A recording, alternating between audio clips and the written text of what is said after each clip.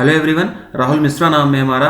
और आज के इस वीडियो में हम लोग जनवरी 3rd वीक की बैंकिंग एंड फाइनेंशियल अवेयरनेस यहाँ पर डिस्कस करने जा रहे हैं। 14th ऑफ जनवरी से लेकर 21st ऑफ जनवरी की बैंकिंग एंड फाइनेंशियल अवेयरनेस हम लोग यहाँ पर डिस्कस करेंगे। और इसके पहले के जो हमारे पुराने वीडियोज़ हैं वो सब कुछ प्लेलिस्ट में है। हम लोग जनवरी 2020 से लगातार हर महीने की बैंकिंग एंड फाइनेंशियल अवेयरनेस इस चैनल पर डिस्कस कर रहे हैं। पिछले सभी वीडियोज़ प्लेलिस्ट में हैं। अगर आप लोगों ने नहीं देखा और देखना चाहते हैं तो जाकर उन सारी चीज़ों को देख सकते हैं। बात को बहुत ज़्यादा लंबा नहीं खींचेंगे, टू द पॉइंट बात करेंगे। हम लोग सीधे क्वेश्चन से चीज़ों को डिस्कस करना होता है और क्वेश्चन हमारे स्क्रीन पर है। चलिए देखते हैं कि इसमें क्या बोला गया है। तो इसमें पूछ रहे हैं कि to promote financial inclusion in underserved and unbanked segment of India, which payment bank recently has collaborated with Financial Software and Systems FSS। ठीक है, भारत के अंडरसर्व्ड और अनबैंक्ड सेगमेंट में वित्तीय समावेशन को बढ़ावा देने के लिए किस पेमेंट बैंक ने हाल ही में financial software and system FSS के साथ में कोलैबोरेशन किया है। ये इस क्वेश्चन का हिंदी में मतलब होगा। इसमें ये पूछा गया है कि जो इंडिया के अंडरसर्व्ड और अनबैंक्ड सेगमेंट है वहाँ पर फाइनेंशियल इंक्लूजन को बढ़ावा देने के लिए, ठीक है, किस पेमेंट बैंक ने फाइनेंशियल सॉफ्टवेयर एंड सिस्टम के साथ में एक कोलैबोरेशन किया हुआ है, एक पार्टनरशिप किया हुआ है। तो India Post Payment bank option number ए इसका आंसर होगा। ठीक है, India Post Payment bank option number ए इसका आंसर हो जाएगा। आईपीपीबी, ठीक है, इंडिया के उन भागों में जहां पर बैंकिंग सर्विसेज नहीं पहुंची हैं, जो अंडरसर्व्ड हैं या फिर ये कहें कि अनबैंक्ड एरियाज हैं, वहां पर फाइनेंशियल इंक्लूजन को प्रमोट करने के लिए आईपीपीबी और एफएसएस ने कोलैबोरेशन किया है। इसके लिए आईपीपीबी जो है वो एफएसएस का, इसके लिए आईपीपीबी जो है वो एफएसएस का आधार इनेबल्ड सिस्टम यूज करेगा। ठीक है ना, आधार इनेबल्ड पेमेंट सिस्टम यूज करेगा। वो एफएसएस का आधार इनेबल्ड पेमेंट सिस्टम यूज करेगा आईपीबी। ठीक है, बेसिकली इसके माध्यम से बैंकिंग सर्विसेज की डोर स्टेप डिलीवरी की जाएगी। रूरल और अनबैंक्ड एरियाज को टारगेट किया जाएगा इसके माध्यम से। ठीक है, और आईपीपीबी के अगर हम लोग हेडक्वार्टर की बात करें तो इसका हेडक्वार्टर नई दिल्ली में है। इसका हेडक्वार्टर नई दिल्ली में हो जाएगा। ठीक है, और इसके अगर हम लोग एमडी और सीईओ की बात करें तो जे वेंकट रामू जी जो हैं वो इसके एमडी और सीईओ हो जाएंगे। और इसकी टैगलाइन की अगर हम लोग बात करें तो आपका बैंक आपके द्वार, इंडिया पोस्ट पेमेंट बैंक की टैगलाइन की अगर हम लोग बात करें तो आपका बैंक आपके द्वार, ये जो है इसकी टैगलाइन हो जाएगी।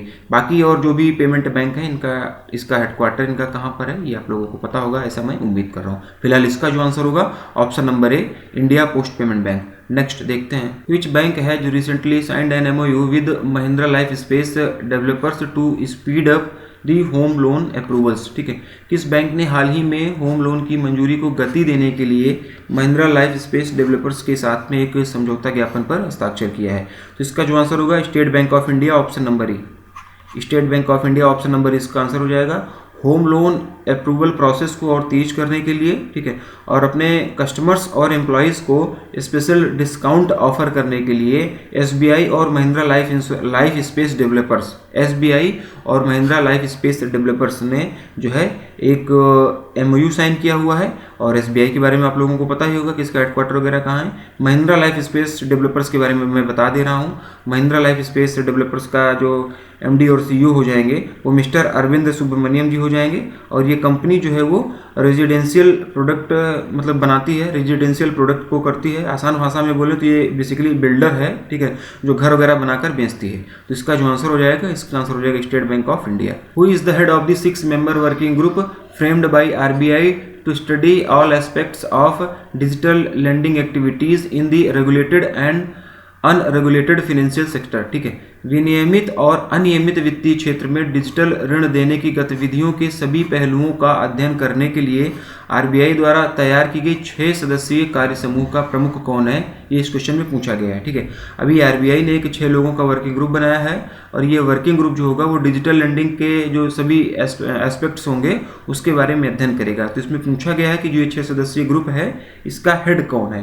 तो इसका जो आंसर हो जाएगा Jayant Kumar Das, option number B, option number B Jayant Kumar Das इसका आंसर हो जाएगा। रेगुलेटेड और अनरेगुलेटेड फाइनेंशियल सेक्टर की डिजिटल लेंडिंग एक्टिविटीज के सभी पहलुओं का अध्ययन करने के लिए आरबीआई ने 6 लोगों का एक वर्किंग ग्रुप बनाया है, जिसकी अध्यक्षता जो है वो जयंत कुमार दास जी को दी गई है। और ये दास जी जो हैं वो आरबीआई के एग्जीक्यूटिव डायरेक्टर हैं और वर्किंग ग्रुप को 3 महीनों के अंदर में अपनी रिपोर्ट जो है सबमिट कर देनी है। 3 मंथ्स में, 3 महीने में अपनी रिपोर्ट जो है वो इस वर्किंग ग्रुप को आरबीआई को सबमिट कर देनी है। और ये जो वर्किंग ग्रुप है ये अनरेगुलेटेड डिजिटल लेंडिंग के रिस्क को आइडेंटिफाई करेगा, डिजिटल लेंडिंग कैसे ग्रो करे, इसके लिए क्या रेगुलेटरी चेंजेस करने चाहिए, इसके बारे में भी अध्ययन करेगा, ठीक है। और इस पर अपना ओपिनियन जो होगा, इन दोनों पहलुओं पर जो उनका ओपिनियन होगा वो मतलब कि कुल मिलाकर डिजिटल लेंडिंग से रिलेटेड जो भी इश्यूज होगा उसका अध्ययन करेगा। और ये ग्रुप अपनी रिपोर्ट 3 महीने के अंदर जो है वो आरबीआई को सौंप देगा। 6 सदस्यीय कार्य समूह है ये। जयंत कुमार दास जी इसके अध्यक्ष हैं, चेयरमैन हैं, हेड हैं इसके इस वर्किंग ग्रुप के, ठीक है। Option number B Jayant Kumar Das इसका आंसर होगा। नेक्स्ट देखते हैं। As per credit rating agency care ratings what is the projected fiscal deficit for financial year 21 as of January 21। Credit rating agency care rating के अनुसार जनवरी 2021 तक वित्त वर्ष 2021 के लिए अनुमानित राजकोषीय घाटा क्या होगा? 7.8%। ऑप्शन नंबर ए इसका आंसर हो जाएगा, ठीक है। और पहले यह अनुमान 9 से लेकर 9.5% तक रहने का था, ठीक है। पहले यह अनुमान ये जो था 9 से लेकर 9.5% तक रहने का था। केयर रेटिंग की यहाँ पर बात हुई है तो केयर रेटिंग का जो हेडक्वार्टर है वो मुंबई महाराष्ट्र में इसका हेडक्वार्टर हो जाएगा। और इसके अगर हम लोग एमडी और सीईओ की बात करेंगे तो अजय महाजन, ठीक है, अजय महाजन जी जो हैं वो केयर रेटिंग के एमडी और सीईओ हो जाएंगे। अगला देखते हैं। Who will chair the 10 member advisory committee formulated by the IRDAI to improve the product quality and coverage of the health insurance.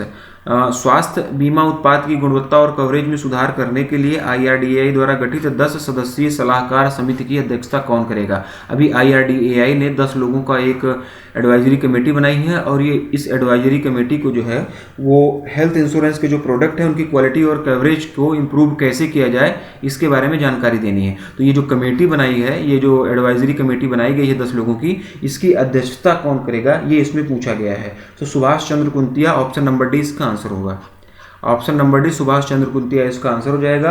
Health insurance product की क्वालिटी और कवरेज को इम्प्रूव करने के लिए IRDAI ने 10 लोगों का एक एडवाइजरी कमेटी का गठन किया है जिसकी अध्यक्षता IRDAI के चेयरमैन करेंगे। और वर्तमान में IRDAI के जो चेयरमैन हैं वो सुभाष चंद्र कुंतिया जी हैं। तो सुभाष चंद्र कुंतिया जी जो हैं वही इसकी अध्यक्षता करेंगे। इस एडवाइजरी कमेटी की अध्यक्षता सुभाष चंद्र कुंतिया जी ही करेंगे। और IRDAI की यहाँ पर बात हुई है तो इसके हेडक्वार्टर की अगर हम लोग बात करें तो इसका हेडक्वार्टर जो है वो हैदराबाद में है, ठीक है। हैदराबाद तेलंगाना में जो है इसका हेडक्वार्टर हो जाएगा। ऑप्शन नंबर डी इसका आंसर होगा। बढ़ते हैं अगले क्वेश्चन की तरफ। Which organisation has collaborated with ICICI bank to issue a prepaid card named ICICI bank neo Bharat payroll card for MSME workers. किस संगठन ने MSME श्रमिकों के लिए ICICI bank neo Bharat payroll card नामक एक प्रीपेड कार्ड लॉन्च करने के लिए, जारी करने के लिए ICICI बैंक के साथ में कोलैबोरेशन किया है? ये इस क्वेश्चन का हिंदी में मतलब होगा, ठीक है। और इसका जो आंसर हो जाएगा इसका आंसर हो जाएगा ऑप्शन नंबर ए नियो। ऑप्शन नंबर ए नियो इसका आंसर हो जाएगा। MSME वर्कर्स के लिए ICICI bank neo Bharat payroll card नाम से एक प्रीपेड कार्ड इशू करने के लिए ICICI बैंक और नियो ने कोलैबोरेशन किया है। नियो क्या है, नियो के बारे में थोड़ा सा जान लेते हैं। तो नियो एक फिनटेक कंपनी है, ठीक है ना, एक फाइनेंशियल टेक्निकल कंपनी है ये नियो। इसके माध्यम से जो MSMEs होंगी वो वर्कर की सैलरी उनके कार्ड में अपलोड कर देंगी जिसे वर्कर्स अपनी ज़रूरत के हिसाब से यूज कर सकेंगे। इस कार्ड के माध्यम से 1 लाख रुपए तक का फंड भी निकाला जा सकता है। कितने रुपए तक का? 1 लाख रुपए तक का। 1 लाख रुपए तक का फंड भी निकाला जा सकता है। और ये कार्ड किस नाम से लॉन्च किया जाएगा तो ये नाम भी आप लोग याद रखिएगा, ICICI bank neo Bharat payroll card, ठीक है। 1 लाख रुपए तक का फंड इसमें निकाला जा सकता है इसके माध्यम से, इस कार्ड के माध्यम से। और कार्ड होल्डर्स को free accidental death insurance cover भी मिलेगा।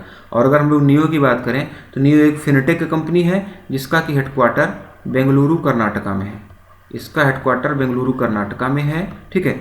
और इसके सीईओ की अगर हम लोग बात करेंगे तो विनय बागरी जी जो हैं वो इसके सीईओ हो जाएंगे। और यहाँ पर बात हुई है ICICI बैंक का, तो ICICI बैंक का तो आप लोगों को सब पता होगा, ऐसी मैं उम्मीद करता हूँ। आगे बढ़ते हैं। Singapore based investment opportunities VPTE limited has increased its share holdings to 9.92% in which organization recently।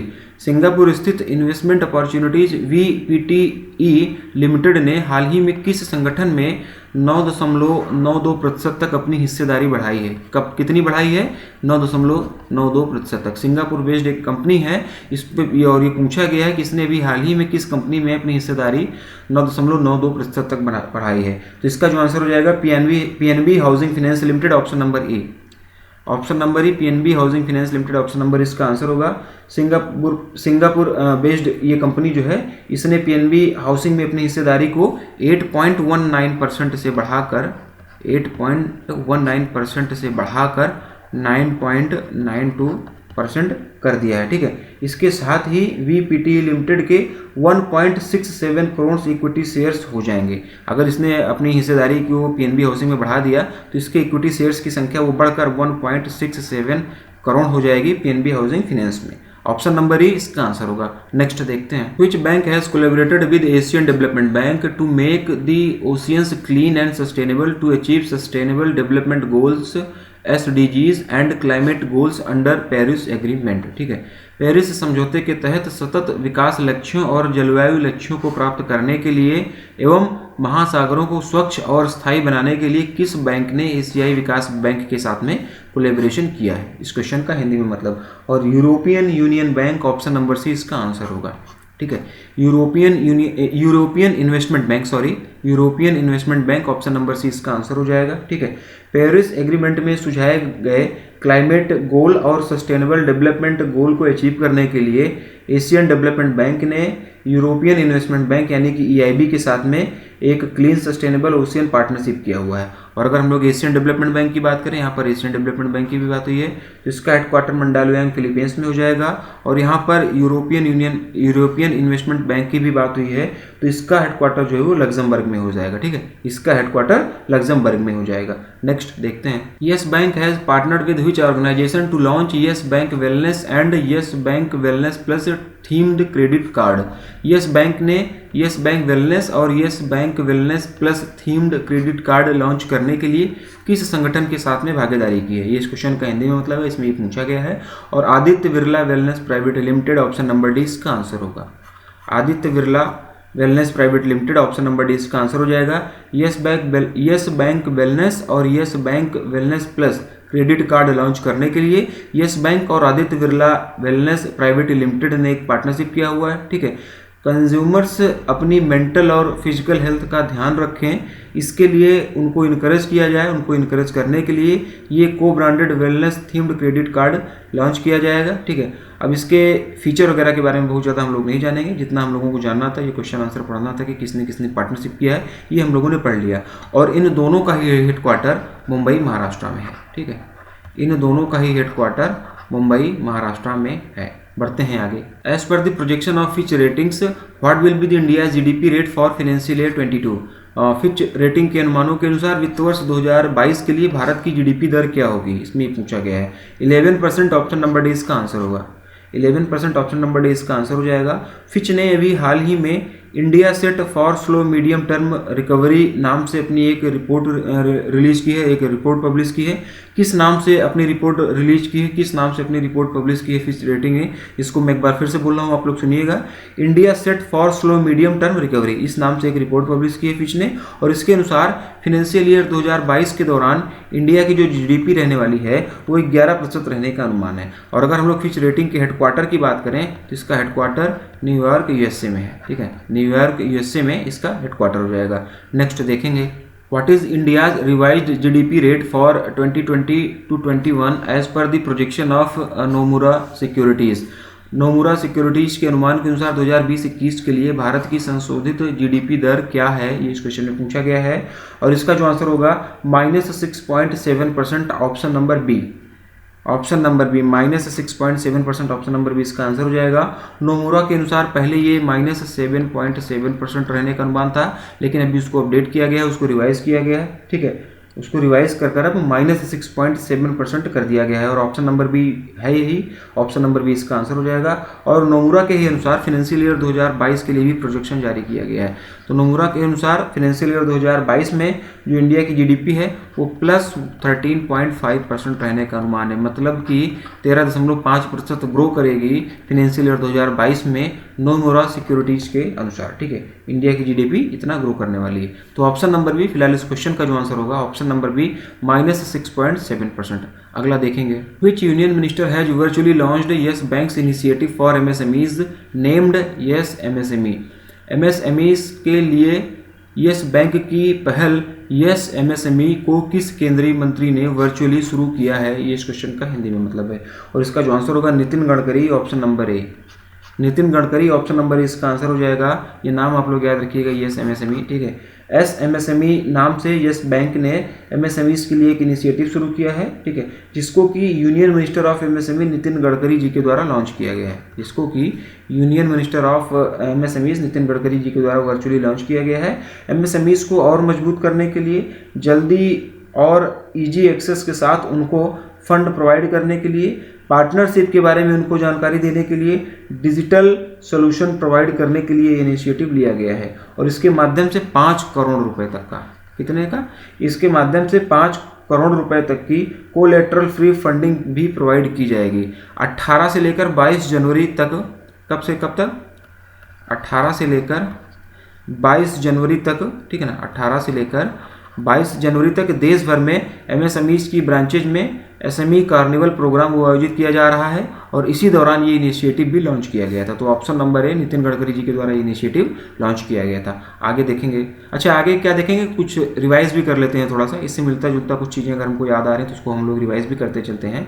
तो इंडियन एमएसएमईज और फ्रीलांसर को इंटरनेशनल पेमेंट एक्सेप्ट करने की सुविधा प्रदान करने के लिए रेजोर पे और पेपाल ने पार्टनरशिप किया है। किसने किसने, मैं लिख दे रहा हूँ, ठीक है, रेजोर पे और पेपाल, ठीक है ना, इन दोनों ने पार्टनरशिप किया है। किस लिए पार्टनरशिप इनके द्वारा की गई है, इंडियन एमएसएमईज और फ्रीलांसर को इंटरनेशनल पेमेंट एक्सेप्ट करने की सुविधा प्रदान करने के लिए। अपने पिछले वीडियो में ये क्वेश्चन बताया गया है। जिन लोगों ने पिछला वीडियो देखा होगा उनको कहीं ना कहीं चीज़ें याद आ रही होंगी, कहीं ना कहीं इन सारी बातों से वो अपने आप को खुद को रिलेट कर पा रहे होंगे।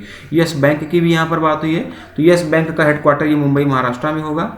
मुंबई महाराष्ट्र में इसका हेडक्वार्टर हो जाएगा। प्रशांत कुमार जी जो हैं वो इसके एमडी और सीईओ हो जाएंगे।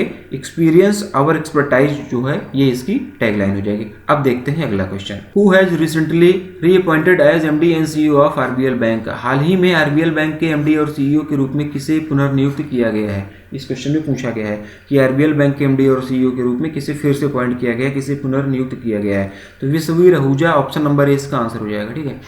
विश्ववीर आहूजा ऑप्शन नंबर इसका आंसर हो जाएगा।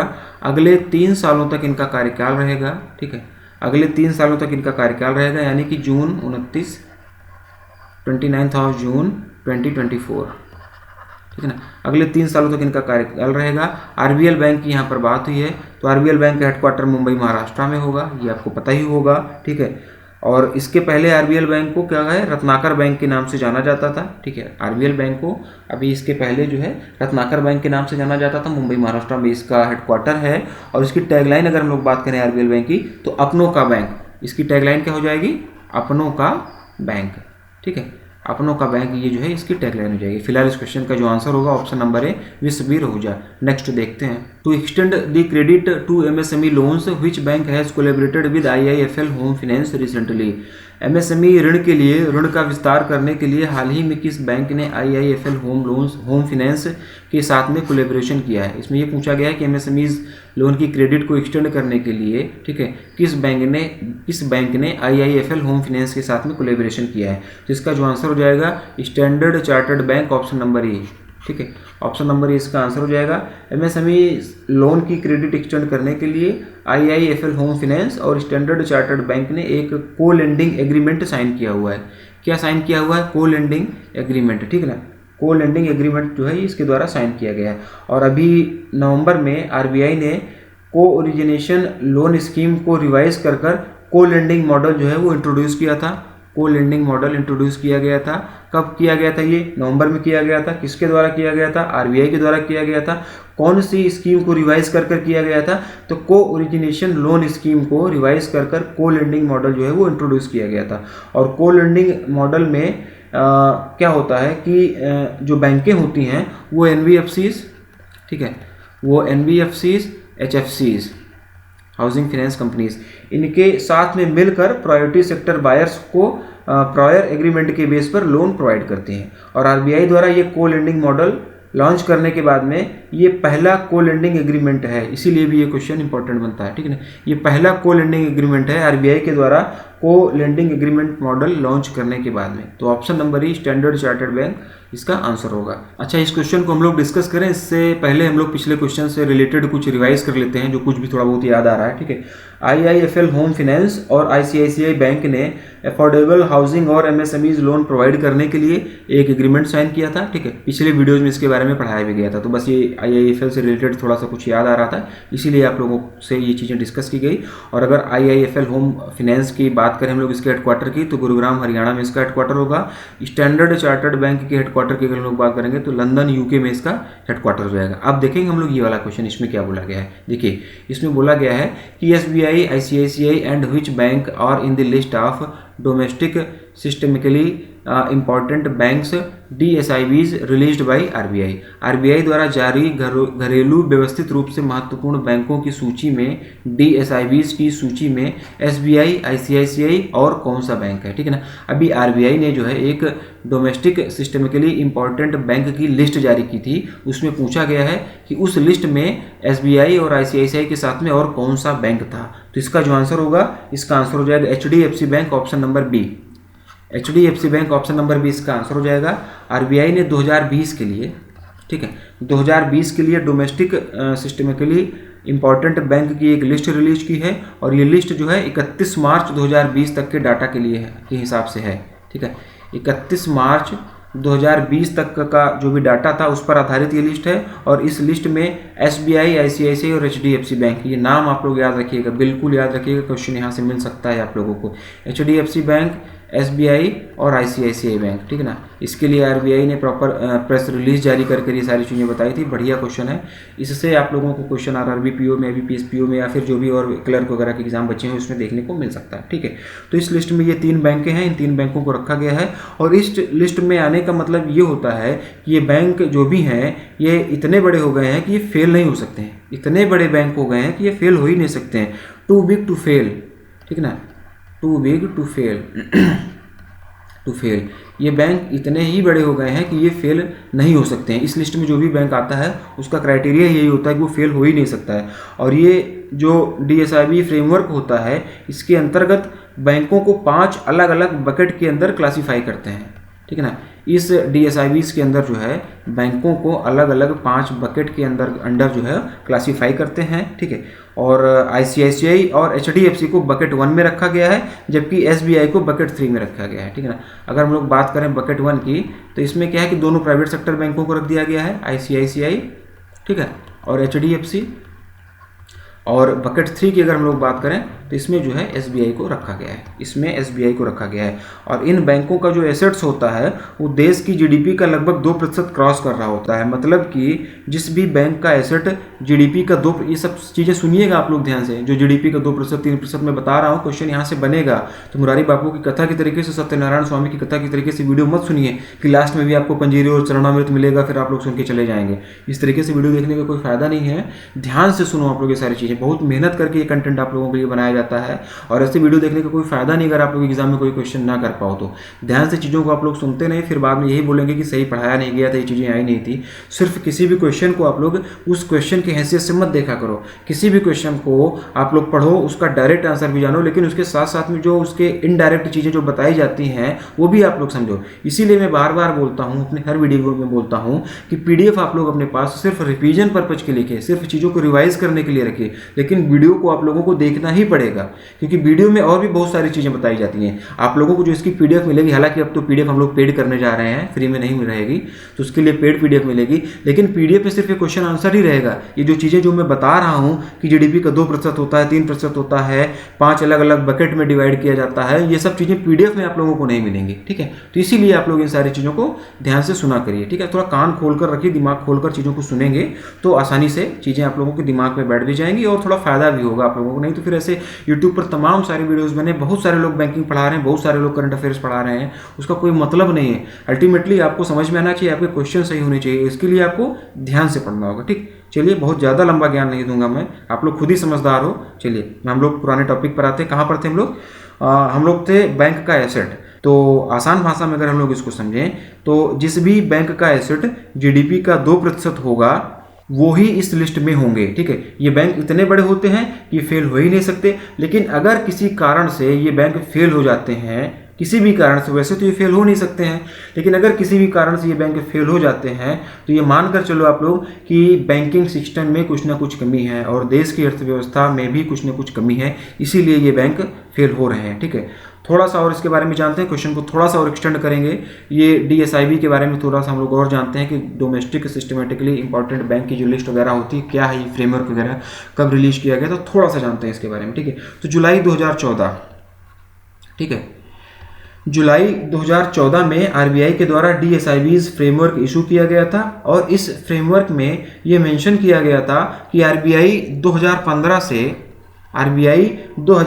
से इस लिस्ट में आने वाले बैंकों का नाम जो है वो डिस्क्लोज कर दिया करेगी। ठीक है, तो इन बैंकों को सिस्टमेटिक इम्पोर्टेंस स्कोर के आधार पर जो भी बैंक हैं, जो भी बैंकें होंगी, उनको उनके सिस्टमिक इम्पोर्टेंस स्कोर के आधार पर, ठीक है, उनको प्रॉपर इसके तहत इसके बकेट में जो है प्लेस किया जाता है। ठीक है, और 2015 के बाद से इसका नाम जो है लगातार हर साल डिस्क्लोज किया जा रहा है। तो 2020 के लिए अभी जो रिपोर्ट जारी की गई उसके अनुसार इसमें, इस लिस्ट में SBI, ICICI और HDFC बैंक हैं। इन तीनों बैंकों का नाम है। ये बैंक इतने बड़े हैं कि कभी फेल नहीं हो सकते हैं। और अगर किसी फॉरेन बैंक की बात की जाए, फॉरेन बैंक की प्रेजेंस अगर किसी इंडिया में है, ठीक है, तो उसके लिए GSIB होता है, उसके लिए GSIB होता है। ठीक है ना, उसके लिए GSIB होता है।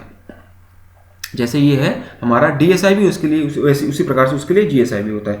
थोड़ा सा कुछ रिवाइज कर लेते हैं हम लोग। अभी कुछ टाइम पहले RBI ने हाउसिंग फाइनेंस कंपनीज के लिए रिवाइज्ड रेगुलेटरी फ्रेमवर्क रिलीज किया था। ठीक है, जिसके अनुसार हाउसिंग फाइनेंस कंपनीज के लिए मिनिमम नेट ओन्ड फंड को 25 करोड़ रुपए फिक्स कर दिया था। कितना कर दिया था?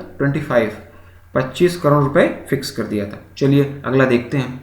Which bank has become the first bank in India to offer digital validation of KYC for its forex partners through its mobile app InstaFlex? ठीक है, कौन सा बैंक अपने मोबाइल ऐप InstaFlex नहीं, InstaFX के माध्यम से अपने विदेशी मुद्रा भागीदारों के लिए KYC की डिजिटल वैलिडेशन प्रदान करने वाला भारत का पहला बैंक बन गया है। ठीक है, तो इसका जो आंसर होगा, इसका आंसर हो जाएगा ICICI bank. Option number C, इसका आंसर होगा ICICI बैंक।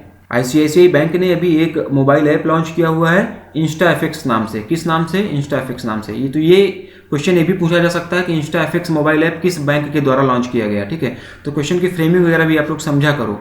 इस तरीके से नहीं कि जो बता दिया गया डिक्टो क्वेश्चन नहीं मिलेगा एग्जाम में, इससे रिलेटेड भी क्वेश्चन बन सकता है। क्वेश्चन में भी पूछा जा सकता है कि InstaFX मोबाइल ऐप इसके द्वारा लॉन्च किया गया। तो ये हो जाएगा, इसका आंसर हो जाएगा ICICI बैंक। तो इस क्वेश्चन का भी आंसर ICICI बैंक होगा। ठीक है, तो ICICI बैंक ने भी मोबाइल ऐप लॉन्च किया InstaFX नाम से। और ये जो ऐप है, ये बैंक के जो भी अथॉराइज्ड मनी चेंजर पार्टनर हैं उनको किसी भी बैंक के कस्टमर्स को ICICI bank forex prepaid card provide करने की सुविधा प्रदान करता है। और इसी ऐप के माध्यम से फॉरेक्स पार्टनर्स जो भी हैं बैंक के, वो KYC वैलिडेशन और वेरिफिकेशन को डिजिटली रियल टाइम में कंप्लीट कर सकते हैं। ठीक है ना, KYC को डिजिटली रियल टाइम में वैलिडेट कर सकते हैं, उसका वेरिफिकेशन कर सकते हैं और ऐसी कर सकते हैं। और मनी चेंजर्स को ये सुविधा प्रदान करने वाला ये इंडिया का पहला बैंक बन गया है ICICI बैंक। ठीक है, ICICI बैंक इंडिया का पहला ऐसा बैंक बन गया है जो मनी चेंजर को ये सुविधा प्रदान करता है। ठीक है,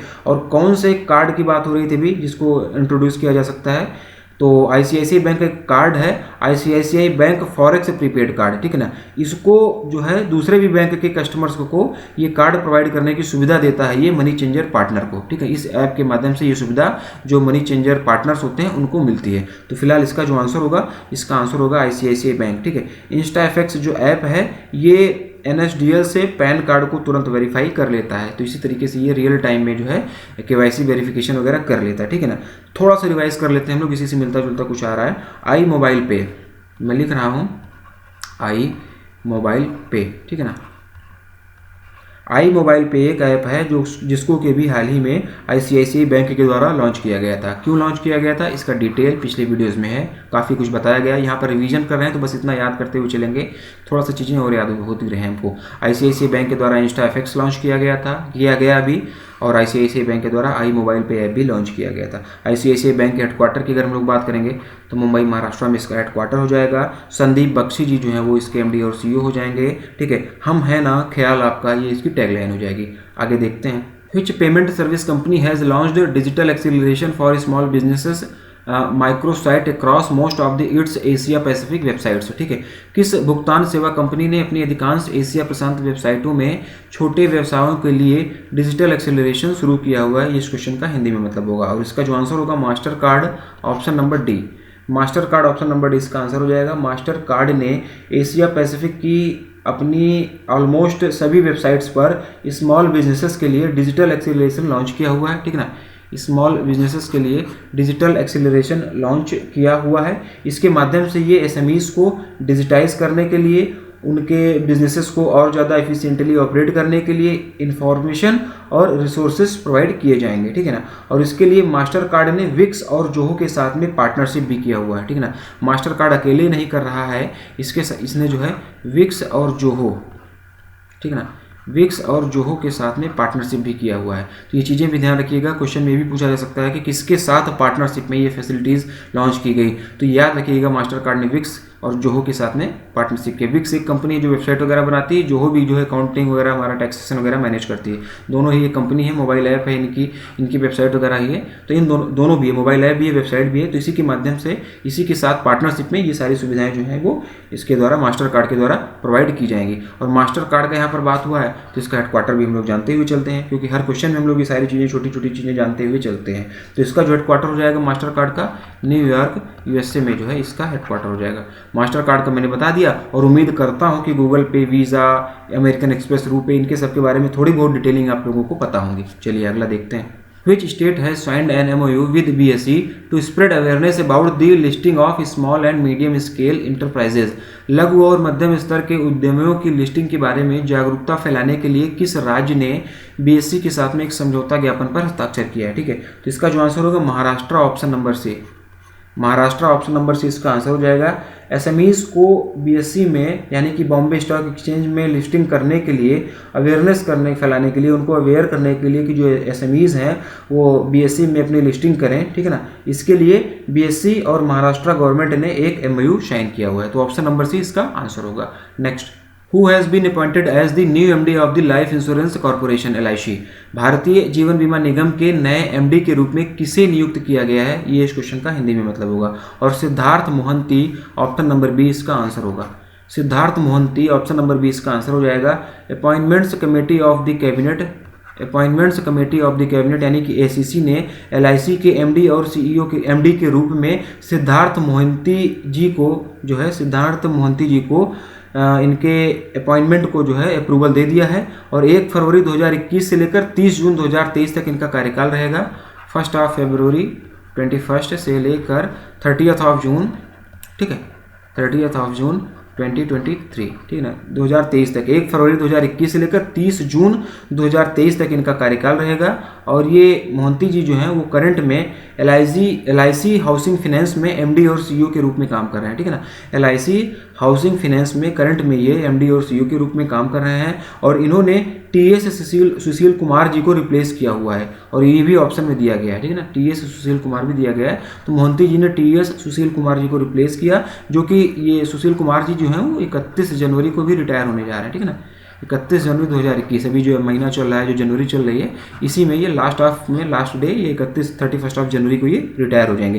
तो इनको रिप्लेस किया गया है, मतलब इनको ये रिप्लेस कर रहे हैं सिद्धार्थ मोहंती जी। ठीक है, इनका कार्यकाल मोहंती जी का 1 फरवरी 2021 से लेकर 30 जून 2023 तक होगा। LIC की यहाँ पर बात हुई है, तो LIC का हेडक्वार्टर कहाँ पर होगा ये आपको पता होगा, लेकिन फिर से मैं बता रहा हूँ, मुंबई महाराष्ट्र में इसका हेडक्वार्टर होगा। इसके चेयरमैन की अगर हम लोग बात करेंगे तो MR कुमार जी जो हैं वो LIC के चेयरमैन हैं। ठीक है, और करंट में LIC में 4 MD हैं। अगर मैनेजिंग डायरेक्टर की बात करें हम लोग तो 4 मैनेजिंग डायरेक्टर हैं LIC में, और चेयरमैन केवल एक ही हैं, MR कुमार जी। ठीक है ना, तो MR कुमार जी केवल एक चेयरमैन हैं। 4 MD कौन कौन से हैं, इनका नाम मैं बोल दे रहा हूँ आप लोगों को। विपिन आनंद, TS सुशील कुमार, अभी TS सुशील कुमार का कार्यकाल चल रहा है लेकिन 31 जनवरी को खत्म हो जाएगा, तो उसके बाद सिद्धार्थ मोहंती जी इसके MD हो जाएंगे। 2 लोग ये हो गए। तीसरे हैं मुकेश कुमार गुप्ता और चौथे हैं राजकुमार जी। तो ये 4 MD हैं जो कि LIC में है और चेयरमैन MR कुमार जी अकेले हैं। ठीक है, तो इसका क्वेश्चन का जो आंसर हो जाएगा इस क्वेश्चन का option number B, Siddharth Mohanty. अगला और लास्ट क्वेश्चन देखेंगे हम लोग इस वीडियो का। Which bank has approved the transfer of its 8.23% stake held by the Jammu and Kashmir government to the union territory of Ladakh? किस बैंक ने जम्मू एंड कश्मीर द्वारा अधिकृत अपनी 8.23% की हिस्सेदारी केंद्र शासित प्रदेश लद्दाख को हस्तांतरित करने की मंजूरी दी है? तो इसका जो आंसर हो जाएगा Jammu and Kashmir bank, option number C. Option number C Jammu and Kashmir bank इसका आंसर हो जाएगा। जम्मू एंड कश्मीर बैंक ने जम्मू कश्मीर गवर्नमेंट के 8.23% स्टेक, ये डाटा याद रखिएगा, ठीक ना, 8.23% स्टेक को यूनियन टेरिटरी लद्दाख को ट्रांसफ़र करने का डिसीजन लिया है। इसको ट्रांसफ़र करने की परमिशन भी दे दिया है। यहाँ पर एक बात ये समझना ज़रूरी है कि जम्मू कश्मीर गवर्नमेंट जो है वो जम्मू एंड कश्मीर बैंक की डेजिग्नेटेड प्रमोटर है। जम्मू कश्मीर सरकार जो है वो जम्मू कश्मीर बैंक की डेजिग्नेटेड प्रमोटर है ये, और दिसंबर एंड तक यानी कि 30 दिसंबर 2020 तक, 30 दिसंबर 2020 तक जो है जम्मू एंड कश्मीर बैंक में इसकी हिस्सेदारी जो थी वो 68.18% थी। जम्मू कश्मीर सरकार की जो है जम्मू कश्मीर बैंक में 30 दिसंबर 2020 तक जो हिस्सेदारी थी वो 68.18% थी, ठीक है ना। अभी इसमें से 8.23% जो है यूनियन टेरिटरी लद्दाख को दे दिया गया है, तो अब ये थोड़ा सा कम हो जाएगी क्योंकि ये जो 68.18% है ये 30 दिसंबर 2020 तक का डाटा है। अभी इतना इसमें कम हो जाएगा क्योंकि इतना ट्रांसफ़र कर दिया गया है यूनियन टेरिटरी लद्दाख को। और जम्मू एंड कश्मीर बैंक के हेडक्वार्टर की अगर हम लोग बात करेंगे तो इसका हेडक्वार्टर जो है श्रीनगर जम्मू एंड कश्मीर में हो जाएगा। टैगलाइन की अगर हम लोग इसकी बात करेंगे तो सर्विंग टू एम्पावर, फिर से सुन लीजिए आप लोग, जम्मू एंड कश्मीर बैंक की टैगलाइन जो है वो सर्विंग टू एम्पावर हो जाएगी। और जम्मू एंड कश्मीर बैंक के CMD की अगर हम लोग बात करेंगे तो राजेश कुमार छिब्बर जी जो हैं वो इसके CMD हो जाएंगे। ठीक, तो आज की वीडियो में बस इतना ही। आज हम लोगों ने जनवरी 3rd वीक का banking and financial awareness discuss कर लिया है। करंट अफेयर्स का कुछ पार्ट अभी रह रहा है, हालांकि उसका 1 ही 2 वीडियो भी आया है, लेकिन बहुत जल्दी उसको भी हम लोग कवर करने जा रहे हैं। करंट अफेयर्स भी लाकर बराबर इसके कर ही देंगे। पिछला जो कुछ भी रह रहा था नवंबर दिसंबर का, सारी चीज़ें पूरी हो गई हैं, कंप्लीट हो गई, कहीं पर कुछ भी पेंडिंग नहीं है। इस नए साल में हम लोगों ने करंट अफेयर्स भी स्टार्ट किया है बैंकिंग एंड फाइनेंशियल अवेयरनेस के साथ में। बैंकिंग एंड फाइनेंशियल अवेयरनेस में आप लोगों को आज तक की अपडेटेड मिल रही है। करंट अफेयर्स का कुछ पार्ट रह रहा है, वो भी आप लोगों को जल्दी से जल्दी प्रोवाइड करा दिया जाएगा। ठीक है, तो मिलते हैं अगले वीडियो में बैंकिंग एंड फाइनेंशियल अवेयरनेस के साथ में, या फिर क्या रहने वाला है, करंट अफेयर्स रहता है, या फिर जो हमारा एग्जाम आ गया है बी मेंस का, उसके लिए कुछ PDF वगैरह, लोन वगैरह, या कुछ ऐसा सोच रहा हूँ कि कुछ आप लोगों को प्रोवाइड कर दूँ कि लास्ट 6 महीने में कितने लोन एग्रीमेंट साइन किए गए हैं, या फिर कौन कौन से मोबाइल ऐप लॉन्च किए गए हैं, ऐसा छोटा मोटा वीडियो सोच रहा हूँ आप लोगों को प्रोवाइड करा दूँ। तो उस वीडियो में मैं आप लोगों से मिलता हूँ। लेकिन एक बात मुझे और कहनी है, और बहुत ज़रूरी बात है कि अगर चीज़ें आप लोगों को अच्छी लग रही हैं, वीडियो अच्छा लग रहा है, चीज़ें पसंद आ रही हैं, कुछ काम की चीज़ें मिल रही हैं, तो आप लोग इसको ज़रूर से ज़रूर शेयर करिए, लाइक करिए। ज़्यादा से ज़्यादा शेयर करना ज़रूरी है क्योंकि व्यूज़ वगैरह बहुत ज़्यादा अभी कम आ रहे हैं। इतनी मेहनत के बाद भी इतना अच्छा कंटेंट प्रोवाइड कर रहे हैं, तो ये ज़्यादा से ज़्यादा लोग इसका बेनिफिट उठा पाएँ, इसीलिए इसका शेयर करना बहुत ज़्यादा ज़रूरी है। तो आप लोग ऐसे आते हैं, अगर चीज़ें अच्छी लगती हैं, देखिए कोई चीज़ अगर आप लोगों को अच्छी लगती है तो उसको अप्रिशिएट करना सीखो, दिल खोल कर अप्रिशिएट करा करो। अगर चीज़ें आप लोगों को अच्छी लग रही हैं, कंटेंट अगर आप लोगों को अच्छा लग रहा है, अच्छा मिल रहा है, तो आप लोग दिल खोल कर इसको लाइक करो, शेयर करो, चैनल को सब्सक्राइब करो, ज़्यादा से ज़्यादा लोगों को इसके बारे में बताओ। लेकिन अगर नहीं अच्छा लग रहा है, चीज़ें आप लोगों के अकॉर्डिंग नहीं मिल रही, तो बिल्कुल ना भी करो। मैं दोनों बातें कहूँगा, ऐसा कोई ज़बरदस्ती नहीं है कि आपको चैनल इसको वीडियो को शेयर करना है या सब्सक्राइब करना है या ज़्यादा से ज़्यादा लोगों को बताना है, ये आपके ऊपर डिपेंड करता है। लेकिन यहाँ पर यह कहना बहुत जरूरी है कि चीज़ें अगर अच्छी लग रही हैं तो खुलकर अप्रिशिएट करो, खुलकर लोगों को बताओ, खुलकर इस सारी चीज़ों को शेयर करो, फेसबुक ग्रुप पर, टेलीग्राम ग्रुप में, या कहीं पर भी, और जो भी सोशल मीडिया प्लेटफॉर्म है वहाँ पर आप लोग इसको शेयर करो, या और आपके जो फ्रेंड्स हैं जो बैंकिंग वगैरह एग्जाम की तैयारी कर रहे हैं उनके साथ में इन सारी चीज़ों को शेयर करते रहो। चलिए आज के लिए इतना ही। Thank you so much.